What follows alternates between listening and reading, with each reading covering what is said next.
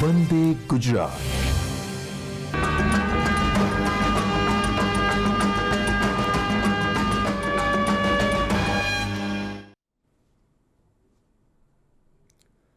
નમસ્કાર વિદ્યાર્થી મિત્રો.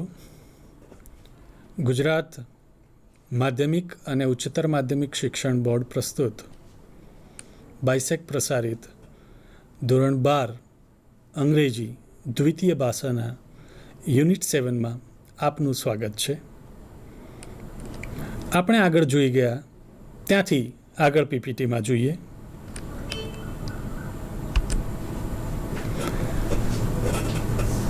ફિલ ઇન ધ બ્લેન્ક્સની વાત હતી કે કૌંસની અંદર 4 શબ્દો આપેલા હોય અને ત્યાંથી આપણે એક પેરેગ્રાફ આપેલો હોય અને જવાબ પૂરવાના હોય છે.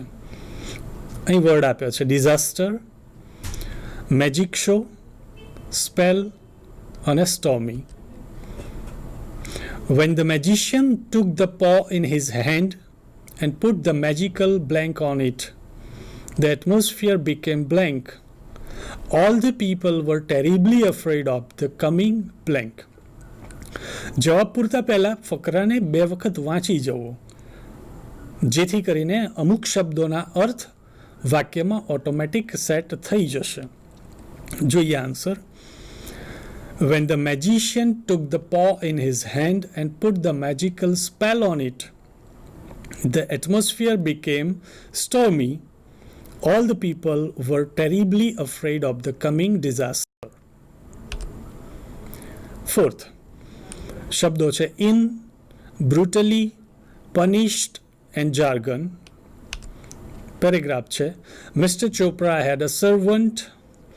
Sometimes the servant was punished by Mr. Chopra blank because Mr. Chopra could not understand his African blank.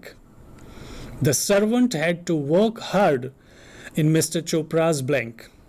And the answers are Mr. Chopra had a servant. Sometimes the servant was punished by Mr. Chopra brutally because Mr. Chopra could not understand his African jargon. The servant had to work hard in Mr. Chopra's inn. Number 5. Wound up, emancipation, slavery, reluctance. And the paragraph is in 1827, after New York had passed a blank act freeing its slaves. હવે અહીંયા આ blank act ઉપરથી તરત આપણને answer મળી જાય. ઇમેન્સિપેશન act. Sojourner Truth prepared to take her family away, but her master showed blank to this. અહીંયા એના માસ્ટરે શું દર્શાવ્યું? Reluctance. એટલે but her master showed reluctance to this, so she ran away with only her youngest child and finally wound up in New York City. Let's see the answers.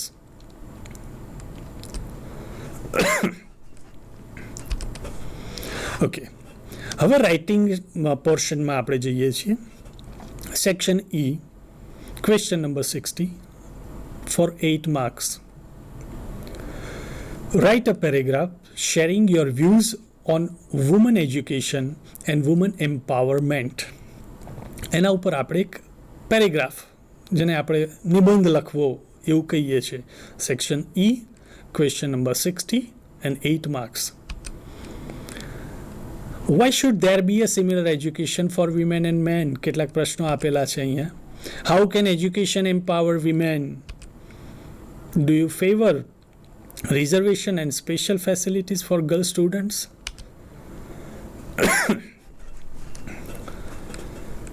I strongly believe that there should be no distinction between a male or female child of a family. All children should be given equal, free and compulsory education. This is what our Constitution has accepted and recommended. An educated woman can serve not only the family but also the whole society and nation. There are special schemes of the government for the girl education, special scholarships, special provision for admission, giving study kits, etc.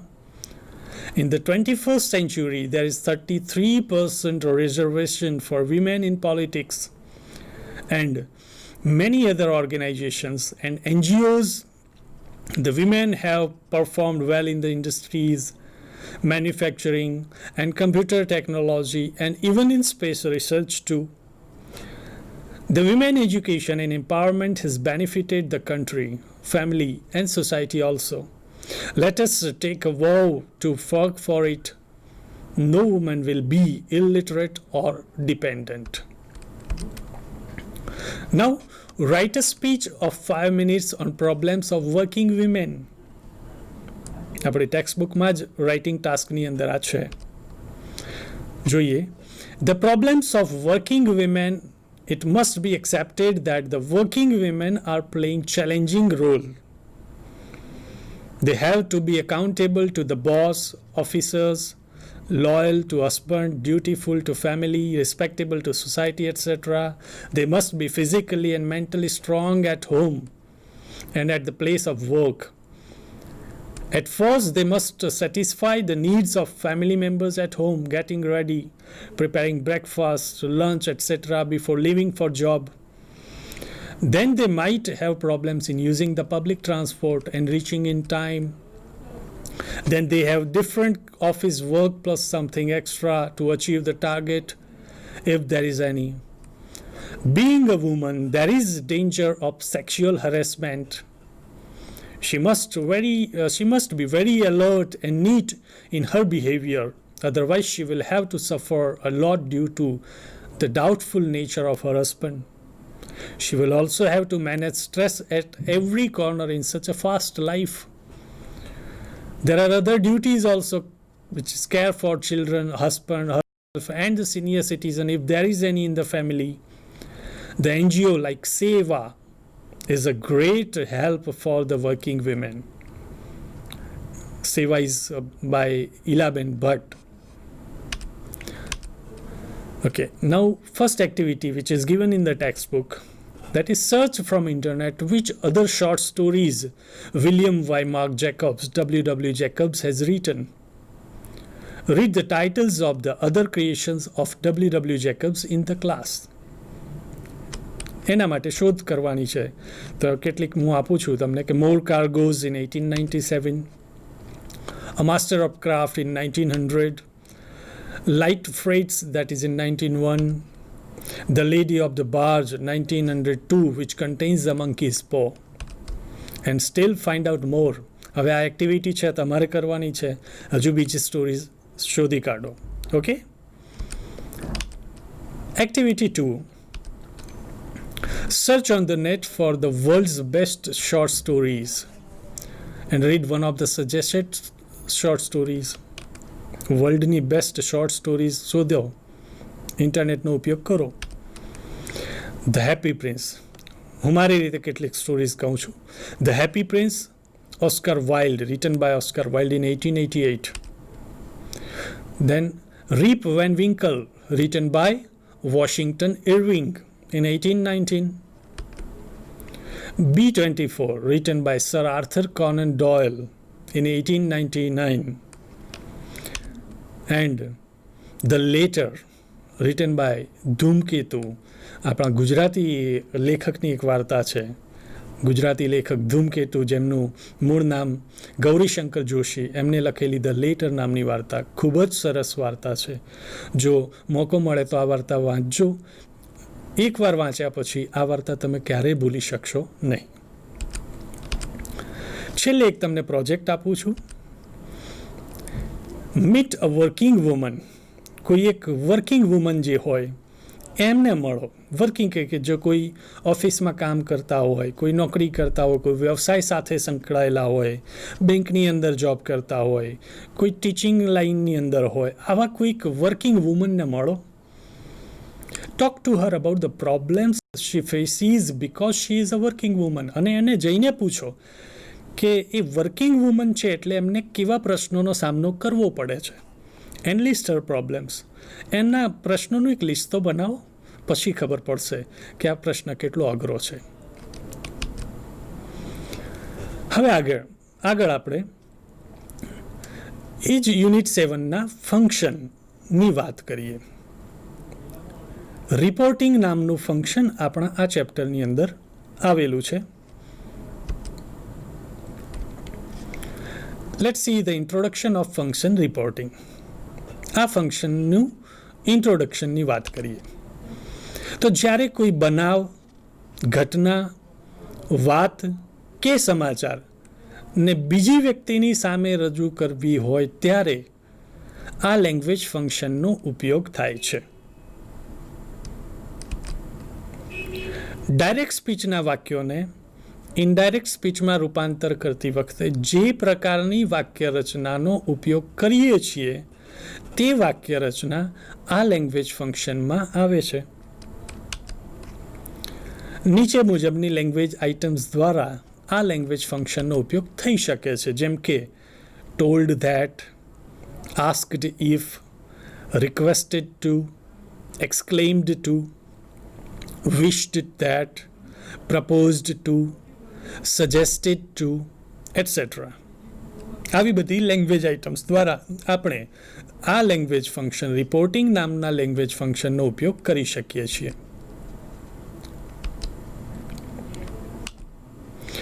બે કે તેથી વધુ વ્યક્તિ વચ્ચે થયેલી વાતચીતને કોઈ પણ ફેરફાર સિવાય તેમના જ શબ્દોમાં અવતરણ ચિહ્નોમાં રજૂ કરવામાં આવે તો તે રજૂઆતને ડાયરેક્ટ સ્પીચ એટલે કે પ્રત્યક્ષ કથન કહેવાય છે. ફરી એકવાર સમજીએ.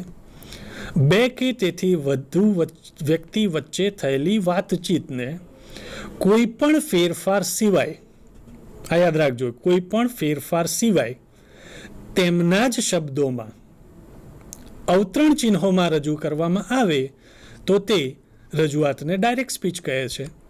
અને બે કે તેથી વધુ વ્યક્તિ વચ્ચે થયેલી વાતચીતને તેના મૂળ ભાવાર્થને જાળવીને, એ વાતનો જે ભાવ છે, એનો જે અર્થ છે, એને જાળવીને એ જ વાતચીત અન્ય વ્યક્તિ સમક્ષ રજૂ કરવામાં આવે તો તેને ઇનડાયરેક્ટ સ્પીચ કહેવાય છે. અહીંયા એક ઉદાહરણ હું મૂકું છું. ડાયરેક્ટ સ્પીચનું એક ઉદાહરણ મૂક્યું છે. Himalaya said to Shiv, I am going to USA today. અહીં જોજો, અવતરણ ચિહ્નોની અંદર વાક્યો છે. કોના બોલેલા? હિમાલયના બોલેલા. સાંભળનાર કોણ છે? શિવ. અને હિમાલય શું બોલ્યા? I am going to USA today. બરાબર. હવે આ જ વાક્યને ઇનડાયરેક્ટમાં કઈ રીતે રજૂ કરી શકાય જોઈએ. Himalaya told Shiv that he was going to USA that day. તો આ વાક્યમાં જોઈશું કે વાક્યનો અર્થ બદલાયો નથી, પણ વાક્યમાં ઘણા ફેરફારો થયા છે. કયા કયા ફેરફારો જોઈએ તો પહેલું તો said to ની જગ્યાએ થઈ ગયું told. હવે said to ને આપણે રિપોર્ટિંગ વર્બ કહીએ છીએ.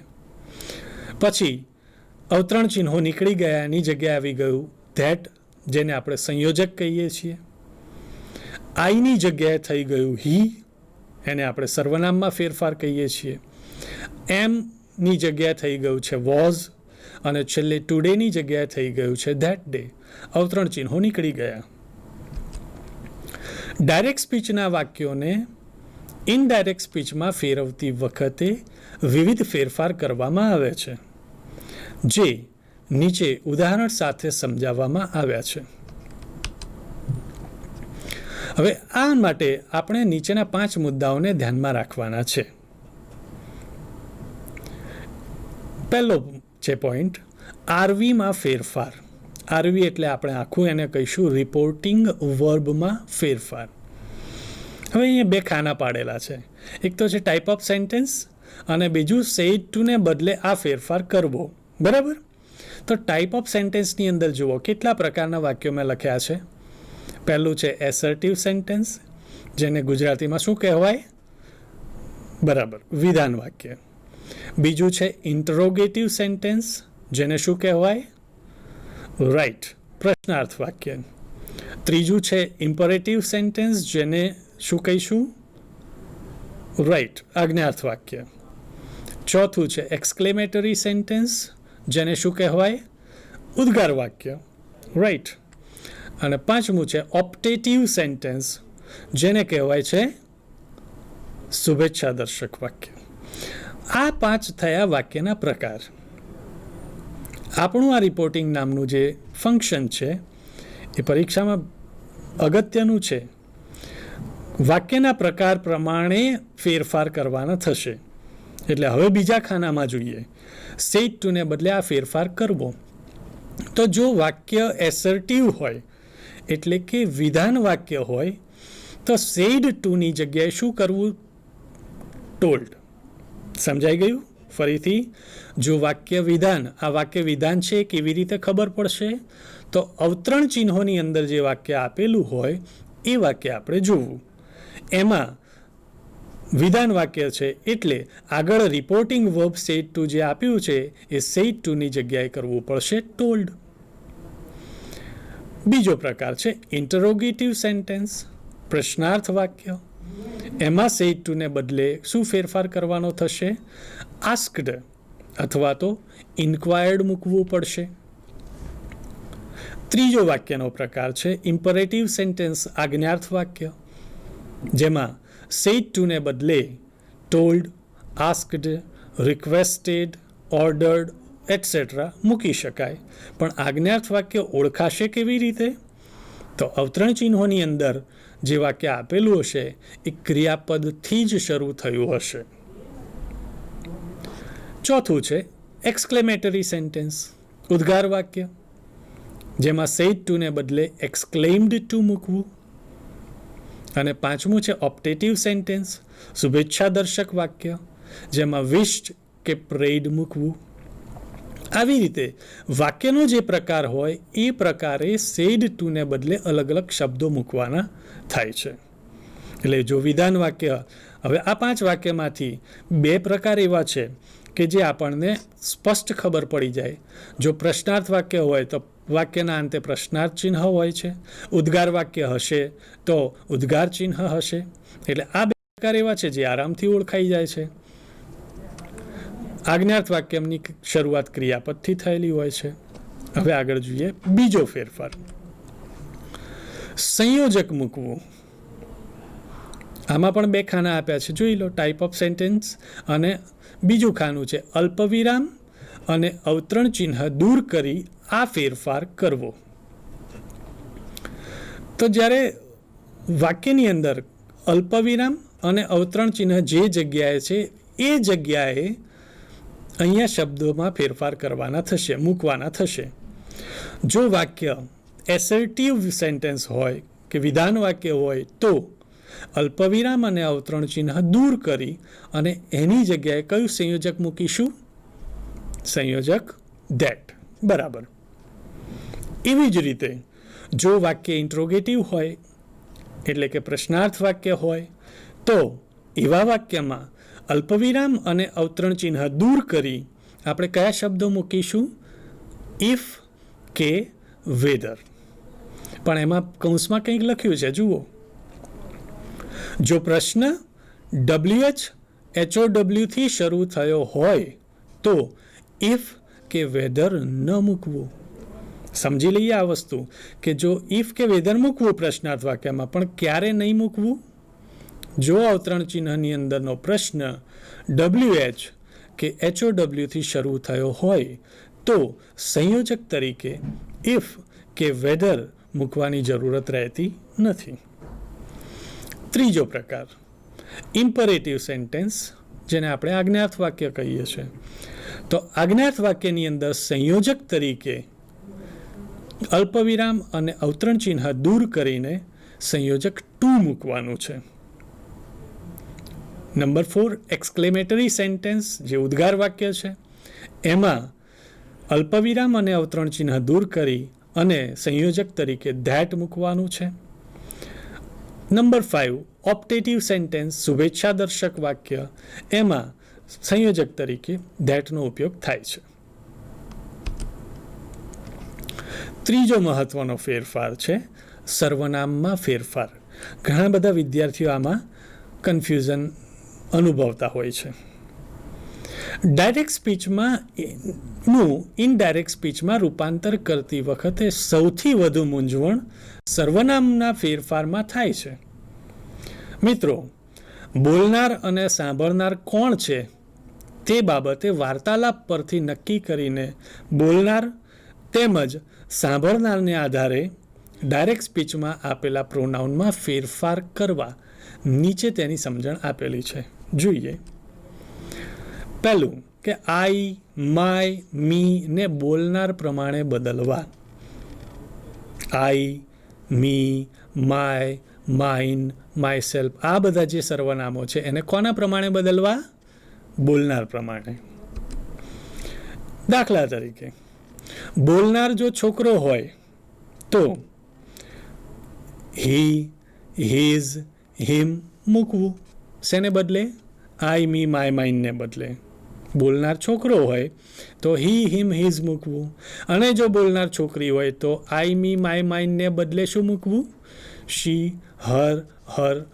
અને જો બોલનાર કરતા બહુવચનમાં હોય તો વી, અવર, અસનું ધે, ધેર, ધેમમાં રૂપાંતર કરવું. હવે યુની વાત. યુ, યોર, યુ ને સાંભળનાર પ્રમાણે બદલવા. જેમ આપણે ઉપર જોયું કે આઈ, મી, માય, માઇનને કોના પ્રમાણે બદલવા? બોલનાર પ્રમાણે. એવી જ રીતે યુ, યોર વાળા સર્વનામોને કોના પ્રમાણે બદલવા? સાંભળનાર પ્રમાણે. દાખલા તરીકે સાંભળનાર છોકરો હોય તો યુ, યોરને બદલે હી, હિમ, હિઝ મૂકવું. અને જો છોકરી હોય તો યુ, યોરને બદલે શી, હર, હર. અને જો બોલનાર કરતા બહુવચનમાં હોય તો ધે, ધેર, ધેમમાં રૂપાંતર કરવું. સાંભળનારનો કરતા બહુવચનમાં હોય તો ધે, ધેર, ધેમમાં રૂપાંતર કરવું. ત્રીજો પુરુષ એકવચન કે બહુવચન હોય એટલે કે હી, શી, ધે, ઇટ ના સર્વનામો અવતરણ ચિહ્નમાં હોય તો એમાં કોઈ જ ફેરફાર ન થાય. ચોથો ફેરફાર કાળમાં ફેરફાર. કાળ બદલવા પડે. ટૂંકમાં ડાયરેક્ટ સ્પીચની અંદર આ શબ્દો હોય તો ઇનડાયરેક્ટમાં આવા શબ્દો કરવા. જેમ કે પહેલું એમ, ઇઝ કે આર હોય તો ઇનડાયરેક્ટ સ્પીચમાં રૂપાંતર કરતી વખતે એમાં વોઝ, વેર થશે. એવી જ રીતે વોઝ કે વેર આપેલું હશે ડાયરેક્ટ સ્પીચમાં તો ઇનડાયરેક્ટ સ્પીચમાં હેડ બીન થશે. ત્રીજું જો હેવ અને હેઝ આપેલું હશે તો હેડ થશે. જો કેન આપેલું હશે, આ મોડલ ઓક્ઝિલરીઝ કેન આપેલું હશે તો કેનનું થશે કુડ. મે આપ્યું હોય તો મેનું થશે માઇટ. શેલ અથવા તો વિલ બંનેનું થશે વુડ. આ કાળમાં ફેરફાર. હજુ એ પ્રમાણે જો સાદો વર્તમાન કાળ હોય તો ઇનડાયરેક્ટ કરતી વખતે સાદો ભૂતકાળ કરવો. જો સાદો ભૂતકાળ આપેલો હોય ડાયરેક્ટ સ્પીચમાં તો પૂર્ણ ભૂતકાળ કરવો. બરાબર, આ બે યાદ રહી ગયા. પછી ચાલુ વર્તમાન કાળ આપેલો હોય તો ચાલુ ભૂતકાળ કરવો. અને જો ચાલુ ભૂતકાળ ડાયરેક્ટ સ્પીચમાં હોય તો ઇનડાયરેક્ટમાં ચાલુ પૂર્ણ ભૂતકાળ કરવો. બીજા બે થઈ ગયા. હવે છેલ્લા ત્રણની વાત. પૂર્ણ વર્તમાન કાળ હોય તો એનું ઇનડાયરેક્ટ કરતી વખતે પૂર્ણ ભૂતકાળ થઈ જાય. અને જો ડાયરેક્ટમાં પૂર્ણ ભૂતકાળ હોય તો પણ ઇનડાયરેક્ટ કરતી વખતે પૂર્ણ ભૂતકાળ જ રહેશે. એટલે કે જો વાક્યમાં ડાયરેક્ટ સ્પીચમાં પૂર્ણ ભૂતકાળ હોય તો એનું ઇનડાયરેક્ટ કરતી વખતે જવાબમાં પણ પૂર્ણ ભૂતકાળ એના એ જ રહેશે. છેલ્લો છે પૂર્ણ ભવિષ્યકાળ હોય તો એનું થશે ચાલુ પૂર્ણ ભવિષ્યકાળ. ઓકે, પાંચમો ફેરફાર નજીકતા દર્શક શબ્દોમાં ફેરફાર. એવા શબ્દો જે નજીકતા દર્શાવતા હોય એ શબ્દોમાં કંઈક ફેરફાર થશે. હવે એવા શબ્દો કયા છે જોઈએ તો ડાયરેક્ટ સ્પીચની અંદર શબ્દો જોઈએ તો પહેલું છે ધીસ. એનું ઇનડાયરેક્ટ કરતી વખતે શું થઈ જાય? ધીસનું થશે ધેટ. બીજો વર્ડ છે ધીઝ, બહુવચન, તો એનું ઇનડાયરેક્ટ શું થશે? ધોઝ. હિયરનું શું થશે? ધેર. નાવનું થશે ધેન. ટુડેનું થશે ધેટ ડે. યસ્ટરડેનું થશે ધ પ્રીવિયસ ડે અથવા તો ધ ડે બિફોર, તમને જે સ્પેલિંગ ફાવે એ. ટુમોરોનું થશે the next day. Last month અથવા તો લાસ્ટ વીક એનું થશે ધ પ્રીવિયસ મંથ અથવા તો the previous week. Next month અથવા તો નેક્સ્ટ વીક એનું થશે ધ ફોલોઈંગ મંથ અથવા તો ધ ફોલોઈંગ વીક. ઓકે, હવે ફકરાનું જો ઇનડાયરેક્ટ કરવું હોય તો કઈ કઈ બાબતો ધ્યાન રાખવી? કારણ કે આપણને પરીક્ષામાં એક પેરેગ્રાફ પૂછાય છે ડાયરેક્ટ ઇનડાયરેક્ટ સ્પીચનો. જો ફકરો આવે અને ફકરાનું ઇનડાયરેક્ટ કરવું હોય તો કઈ બાબતોનું ધ્યાન રાખવું એ અહીંયા જણાવું. પહેલું તો છે કે ટૂંકા પ્રશ્નો, ટૂંકા વાક્યો તેમજ ટૂંકા જવાબોને પૂરા વાક્યમાં લખવા. કોઈકે કંઈક પ્રશ્ન પૂછ્યો, ધારો કે કોઈક મને એમ પૂછે કે તમે કેટલા વાગે આવશો, હું એમ કહીશ કે 8 વાગે, તો મેં ટૂંકમાં જવાબ આપ્યો છે 8 વાગે. હવે મારે એનો આખું વાક્ય કે હું 8 વાગે આવીશ એવું આખું વાક્ય બનાવવું. વાતચીતની ભાષામાં બોલનાર અને સાંભળનાર સામાન્ય રીતે પ્રશ્નો અને જવાબો કે વાર્તાલાપ દરમિયાન ટૂંકા વાક્યનો ઉપયોગ કરે છે. આવા વાક્યોને ઇનડાયરેક્ટમાં ફેરવવા તેનો અર્થ સમજીને પૂરા વાક્યમાં લખવા. પ્રશ્નનો જવાબ આપતી વખતે રિપોર્ટિંગ વર્બ તરીકે આન્સર્ડ કે રિપ્લાઇડ લખવું. આપણને કોઈકે પ્રશ્ન પૂછ્યો છે અને બીજો વ્યક્તિ જવાબ આપે છે તો રિપોર્ટિંગ વર્બ તરીકે આન્સર્ડ કે રિપ્લાઇડ લખવું. જો જવાબમાં યસ હોય તો તેનું ઇનડાયરેક્ટ કરવા આન્સર્ડ પોઝિટિવલી, અને નો હોય તો આન્સર્ડ નેગેટિવલી કે ડિનાઇડ લખવું. ડાયરેક્ટ સ્પીચમાં આવતા ડિયર, સર, મેડમ જેવા શબ્દોનો ભાવ સમજીને લવિંગલી અથવા તો સર કે મેડમ જેવા શબ્દો હોય તો વિથ રિસ્પેક્ટ જેવા શબ્દોને ફેરવવા, એમાં ઉમેરો કરવો વાક્યમાં. એક જ વ્યક્તિ એક જ સંવાદમાં એકથી વધારે વાક્યો બોલે તો દરેક વાક્યને નવા આરવી સાથે ફરીથી લખવા.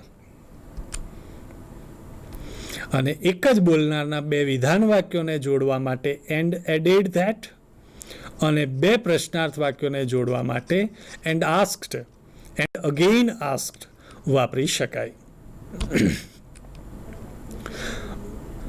એક્ઝામ ઓરિએન્ટેડ હવે વાત કરીએ તો આપણને સેક્શન ડીની અંદર ક્વેશ્ચન નંબર 51 4 માર્ક્સ માટે આવો પ્રશ્ન પૂછાય છે કે જેમાં આવી સૂચના હશે કે render the following dialogue into indirect speech. નીચે એક ડાયલોગ આપેલો છે, જોઈએ આપણે કે આવો ફકરો હોય તો એના જવાબ કઈ રીતે કરવા. પેરેગ્રાફ સેજ વાંચી લેવો. Do you have a few minutes to spare?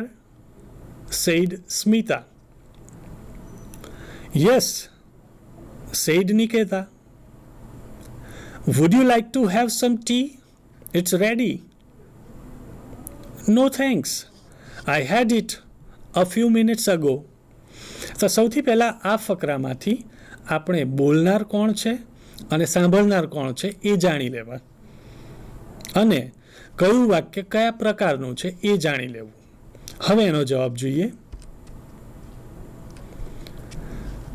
પહેલું પ્રશ્નાર્થ વાક્ય છે એટલે જુઓ પહેલું વાક્ય, Smita asked Nikita if she had a few minutes to spare. હવે નિકેતા યસ કહે છે એટલે એનું શું કર્યું જુઓ, Niketa replied positively.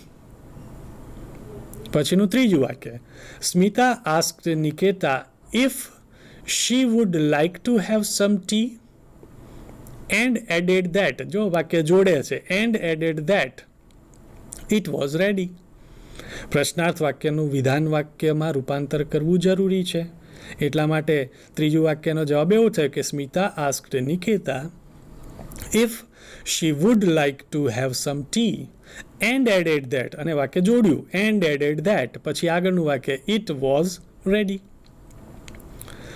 Niketa replied negatively. No આપ્યું છે એટલે નોનું શું થઈ ગયું? Niketa replied negatively and thanked Har.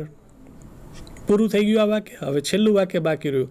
Niketa told Smita that she had had it a few minutes ago. આ રીતે પરીક્ષામાં આપણે સેક્શન ડીની અંદર ક્વેશ્ચન નંબર 51માં 4 માર્ક્સ માટે જવાબ લખવાનો હોય છે.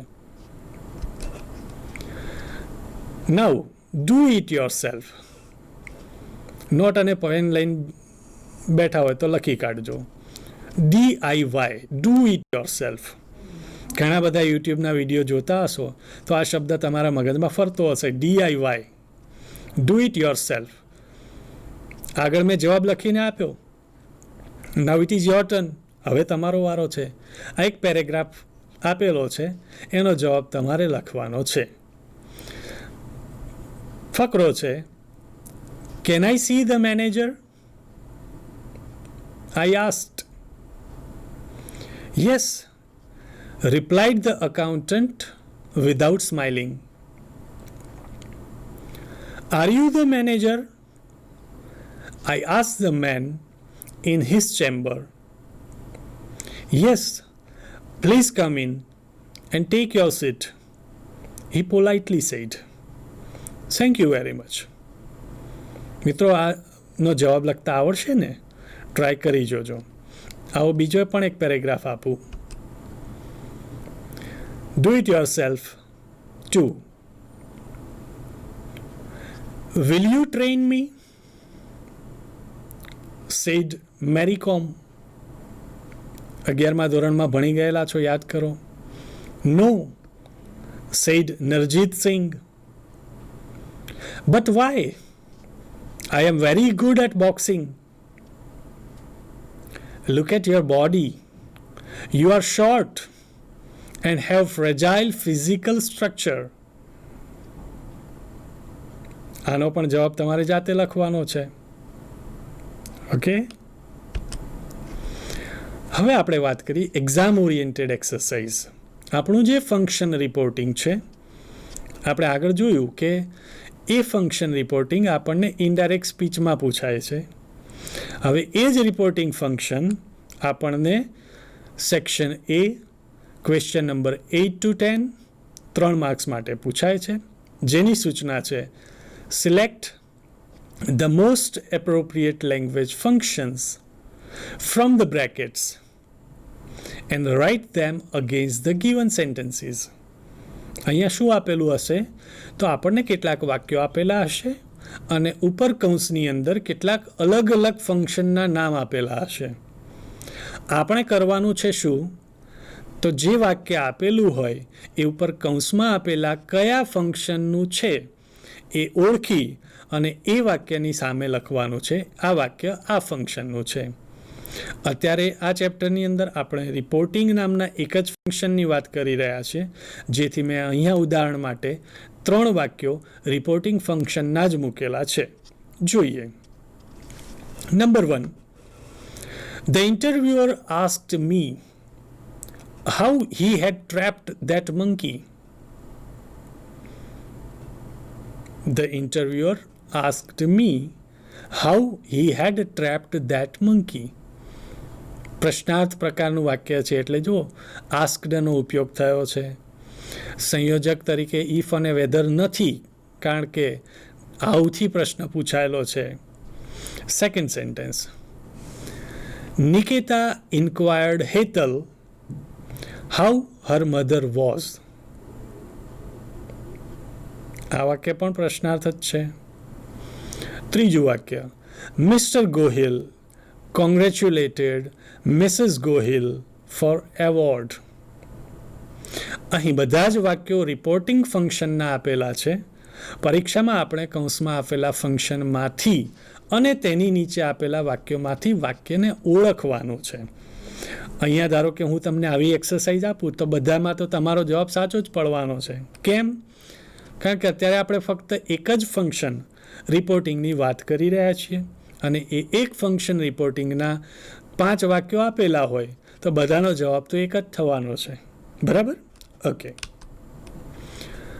નેક્સ્ટ સેક્શન એની અંદર ક્વેશ્ચન 11 to 14 ની અંદર 4 માર્ક્સ માટે આપણને આ વસ્તુ પૂછાવાની છે. Select and write the most appropriate response. Respond to the sentence આપણને અહીંયા પૂછવાના છે.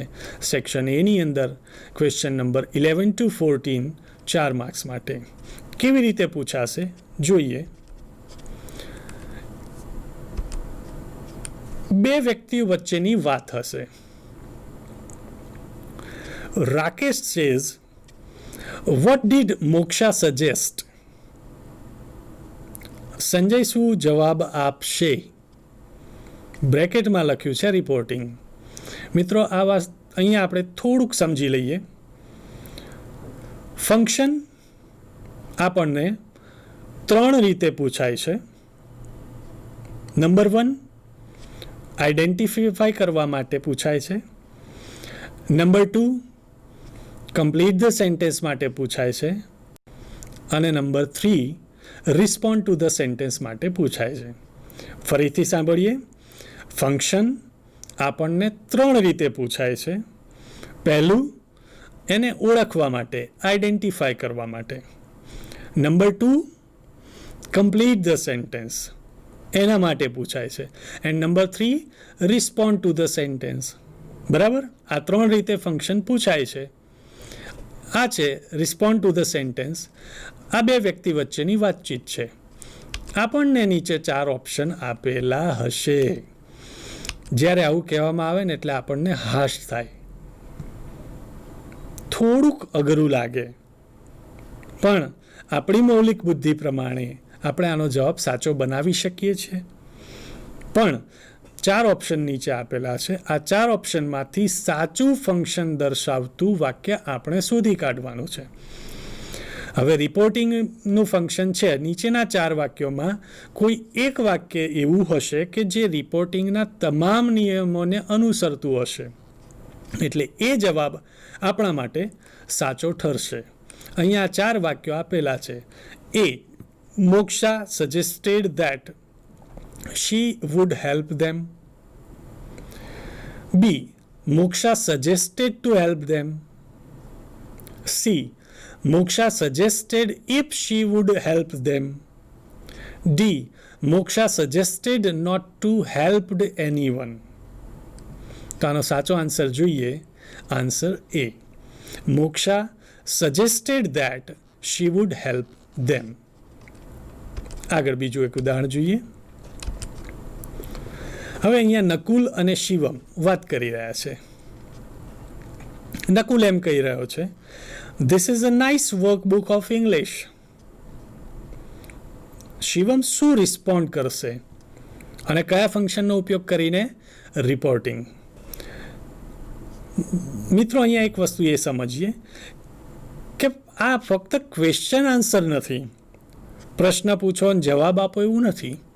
વાતચીત છે કે એમાં રિપોર્ટિંગ ફંક્શનનો ઉપયોગ કરવાનો છે. એટલે this is a nice workbook of English એવું નકુલે કહ્યું, તો શિવમ રિપોર્ટિંગ ફંક્શન દ્વારા એવું શું કહેશે? ઓપ્શન જોઈએ. Wow, really nice book.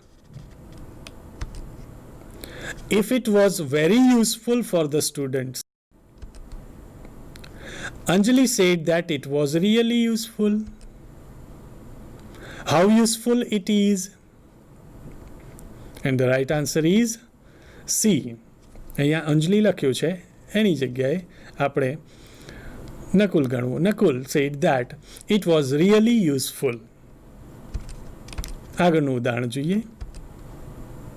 Anil says, what did Keta say on ABP Asmita?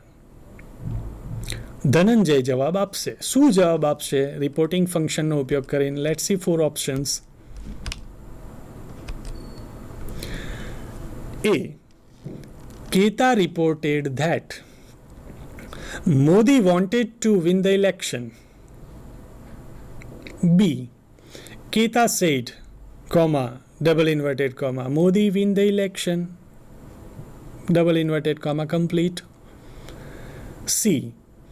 Keta asked that Modi won the election.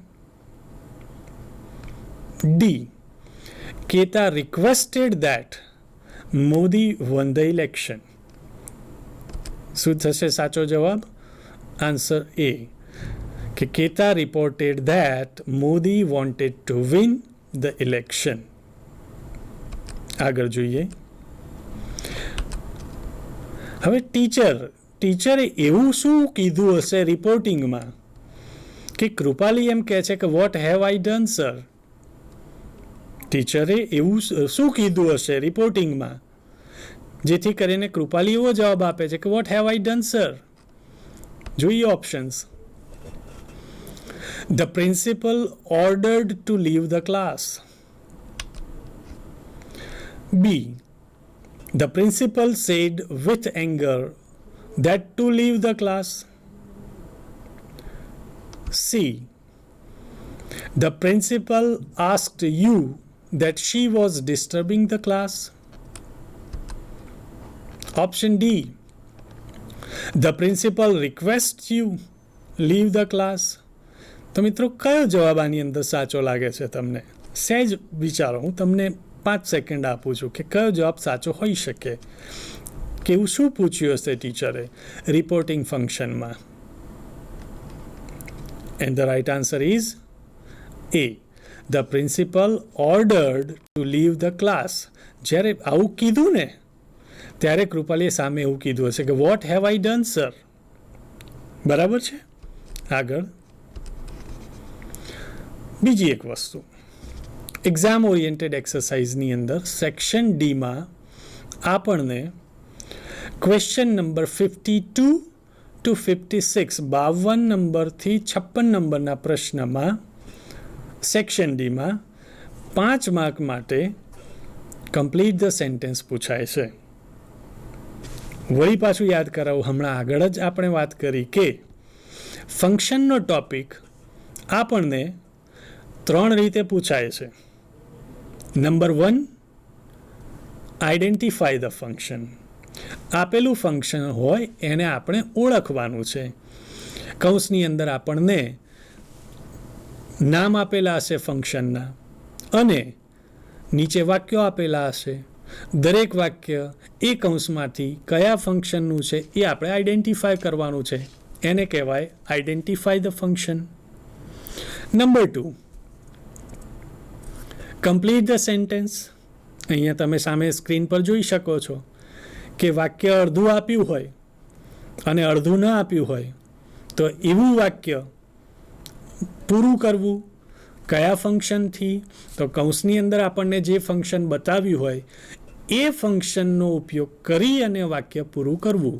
એ મિત્રો યાદ રાખજો, આ વાક્ય આપણે બીજી રીતે પૂરું કરી શકીએ પણ અહીંયા આપણે કૌંસમાં આપેલા ફંક્શનથી બંધાઈ ગયા છીએ કે એ ફંક્શનનો ઉપયોગ કરીને જ આપણે એ વાક્યને અધૂરું પૂર્ણ કરવાનું છે. બરાબર? આ થયો બીજો. ત્રીજું કઈ રીતે પૂછાય છે? તો હમણાં આગળ જોઈ ગયા કે રિસ્પોન્ડ ટુ ધ સેન્ટેન્સ, જેમાં એક બોલનાર હોય કંઈક કે અને સામે બીજો વ્યક્તિ શું રિસ્પોન્ડ કરે છે, એને શું પ્રત્યુત્તર આપે છે, એમાં આપણે આ ફંક્શનનો ઉપયોગ કરી અને જવાબ લખવાનો હોય છે. બરાબર? સમજાઈ ગયું? હવે જોઈએ સેક્શન ડીની અંદર ક્વેશ્ચન નંબર 52 to 56 52થી 56 નંબર સુધી 5 માર્ક માટે આપણને પ્રશ્નો પૂછાશે. આ રીતે ઉદાહરણ આપ્યું છે કે mister White told Mrs White, પછી બ્લેન્ક આપી દીધી પણ કૌંસમાં કયું ફંક્શન આપ્યું? રિપોર્ટિંગ. મતલબ હવે આપણે આ વાક્યને પૂરું કરવાનું છે. કયા ફંક્શનનો ઉપયોગ કરીને? રિપોર્ટિંગ. અહીંયા મિત્રો આપણે એક વાત યાદ રાખવી પડશે કે આ પ્રશ્નનો જવાબ અલગ અલગ આવી શકે છે અને સાચો પણ હોઈ શકે છે.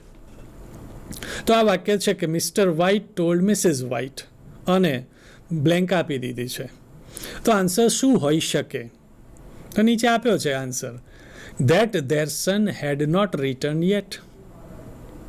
તો આખું વાક્ય શું બન્યું કે mister White told Mrs White that their son had not returned yet. હવે આ આખું વાક્ય જોઈશું તો આપણને ઇનડાયરેક્ટ સ્પીચનું વાક્ય દેખાશે, જે આપણું રિપોર્ટિંગનું ફંક્શન કહેવાય. ફંક્શન પ્રમાણે અથવા વાક્યના પ્રકાર પ્રમાણે આ વાક્ય વિધાન વાક્યનું છે, એટલે રિપોર્ટિંગ વર્બમાં સેડ ટુની જગ્યાએ ટોલ્ડ થઈ ગયું છે. સંયોજક તરીકે ધેટનો ઉપયોગ થયો છે અને આ રીતે આખું વાક્ય બને છે. પરીક્ષામાં કઈ રીતે લખવું? તો પરીક્ષામાં જ્યારે આપણે આનો જવાબ લખતા હોઈએ ત્યારે જે વાક્ય આપેલું છે અડધું આપેલું છે અને આપણે જે જવાબ લખીએ છીએ એ વાક્ય આખું લખવું અને જે આપણે જવાબ લખ્યો હોય એ જવાબને અંડરલાઇન કરવો, જેથી કરીને પેપર જોવાવાળા પેપર ચેકરને સરળતા એ રીતની રહે કે this is the answer. Underline કરી હોય એટલે તરત સ્પષ્ટ ખબર પડી જાય કે આ આન્સર છે. બીજું વાક્ય જોઈએ. મિસ્ટર વ્હાઇટ ઇન્ક્વાયર્ડ અને પછી વાક્ય અધૂરું આપણે કમ્પ્લીટ કરવાનું છે. કયા ફંક્શનથી કમ્પ્લીટ કરીશું? રિપોર્ટિંગથી. બરાબર. રિપોર્ટિંગ નામના ફંક્શનનો ઉપયોગ કરી અને આપણે આ વાક્યને પૂરું કરવાનું છે. તો શું જવાબ બનાવ્યો? About his son's health. તો આખું વાક્ય બન્યું કે mister White inquired about his son's health. હવે ધારો કે તમને એમ થાય કે આ વાક્યમાં રિપોર્ટિંગમાં અબાઉટ હિઝ સન્સ હેલ્થની જગ્યાએ મારે કંઈક બીજો જવાબ મૂકવો છે, તો વિચારો, કોઈ પણ જવાબ મૂકી શકાય અને એ જવાબ સાચો પણ હોય. ધારો કે mister White inquired about the timing of the flight. જવાબ સાચો જ છે, એટલે આવું ગમે તે જવાબ પણ આ રિપોર્ટિંગ નામના ફંક્શનનો હોવો જરૂરી છે. આગળ બીજા કેટલાક વાક્યો જોઈએ. મિસ્ટર મોરિસ વોર્ન્ડ ધેમ. વોર્નિંગ, ચેતવણી આપી. મિસ્ટર મોરિસ વોર્ન્ડ ધેમ અને અધૂરું વાક્ય આપી દીધું. બ્રેકેટમાં આપણને કયું ફંક્શન આપ્યું છે? રિપોર્ટિંગ. તો અહીંયા આન્સર આપ્યો છે મેં કે not to play with fat. હવે આખું વાક્ય શું બન્યું? Mr Morris warned them not to play with fat. એટલે આખું વાક્ય આમ થશે કે Mr Morris warned them not to play with fat. કોઈ કહી શકે આ કયા પ્રકારનું વાક્ય હશે? વિધાન વાક્ય હશે? પ્રશ્નાર્થ વાક્ય હશે? આજ્ઞાર્થ વાક્ય હશે? ઉદ્ગાર વાક્ય હશે કે શુભેચ્છા દર્શક વાક્ય હશે? સહેજ યાદ કરો. બરાબર, રાઈટ. આ આજ્ઞાર્થ વાક્ય, જેને આપણે ઇંગ્લિશમાં ઇમ્પરેટિવ સેન્ટેન્સ કહીએ છીએ, આજ્ઞાર્થ વાક્યનો આ જવાબ છે. વિધાન વાક્ય હોય, પ્રશ્નાર્થ વાક્ય હોય, આજ્ઞાર્થ વાક્ય હોય, ઉદ્ગાર વાક્ય હોય કે શુભેચ્છા દર્શક વાક્ય હોય, આપણે રિપોર્ટિંગના ફંક્શનથી મતલબ છે. વાક્યનો જે પ્રકાર હોય એ પ્રમાણે આપણે જવાબ લખવો પડે છે અડધો. બીજું વાક્ય જોઈએ. The man exclaimed that. વાક્ય અધૂરું આપી દીધું. અધૂરું પૂરું કરવાનું છે. કયા ફંક્શનનો ઉપયોગ કરવાનો છે? રિપોર્ટિંગ. તો the man exclaimed that his son was badly hurt. આખું વાક્ય આ રીતે થશે. પરીક્ષામાં કઈ રીતે લખીશું? તો આખું વાક્ય લખીને કેટલા ભાગમાં અંડરલાઇન કરીશું? જેટલો આપણો જવાબ છે એટલા ભાગમાં આપણે અંડરલાઇન કરીશું. કયા પ્રકારનું વાક્ય છે આ? બીજું યાદ કરો તો. The man exclaimed that his son was badly hurt. આવું એક્સક્લેમ્ડ કયા પ્રકારમાં આવતું હતું? તો ઉદ્ગાર વાક્યની અંદર એક્સક્લેમ્ડ આવતું હતું. છેલ્લું વાક્ય જોઈએ. Sojourner asked the people blank reporting function थी, तो why she was not treated like other women. તો અહીંયા sojourner asked the people why she was not treated like other women. જરા ધારો તો આ કયા પ્રકારનું વાક્ય છે? વિધાન, પ્રશ્નાર્થ, આજ્ઞાર્થ, ઉદ્ગાર કે શુભેચ્છા દર્શક? આ વાક્ય છે પ્રશ્નાર્થ. ખૂબ સરસ. ઇટ ઇઝ સેડ ધેટ, જોઈ લઈએ આખું વાક્ય જવાબ સાથે હું બોલું છું. It is said that 2 men were injured in that accident. Reporting નામનું ફંક્શન થઈ જાય છે. બીજું વાક્ય જોઈએ. The man reported that not a single person went for voting in election booth. છેલ્લું વાક્ય જોઈએ. The reporter said that 20 bottles of wine were caught by the police. તમામની અંદર જે રેડ કલરની અંદર છે આ બધા જ આપણા કમ્પ્લીટ ધ સેન્ટેન્સના જવાબો છે. બીજા બે વાક્યો પણ જોઈ લઈએ. The police said that the criminal would be soon arrested. The editor reported that nobody would be left who were corrupt. Okay મિત્રો, હવે આપણે પૂરા પ્રકરણમાં ફંક્શન રિપોર્ટિંગ જોયું. આ રિપોર્ટિંગનું ફંક્શન આપણને 3 રીતે પૂછાય છે. એક આઈડેન્ટિફાય ધ ફંક્શન, એક કમ્પ્લીટ ધ સેન્ટેન્સ અને એક છે રિસ્પોન્ડ ટુ ધ સેન્ટેન્સ. સાથે સાથે એ પણ ન ભૂલીએ કે સ્વતંત્ર એક પેરેગ્રાફ પણ આપણને ઇનડાયરેક્ટ સ્પીચનો પૂછાય છે. તો મિત્રો, આશા રાખું છું કે આ સમગ્ર ચેપ્ટરમાં unit 7 read 1 monkeys paw, read 2 sojourner truthમાં તમે સંપૂર્ણ ચેપ્ટર સમજી ગયા હશો. Thank you very much.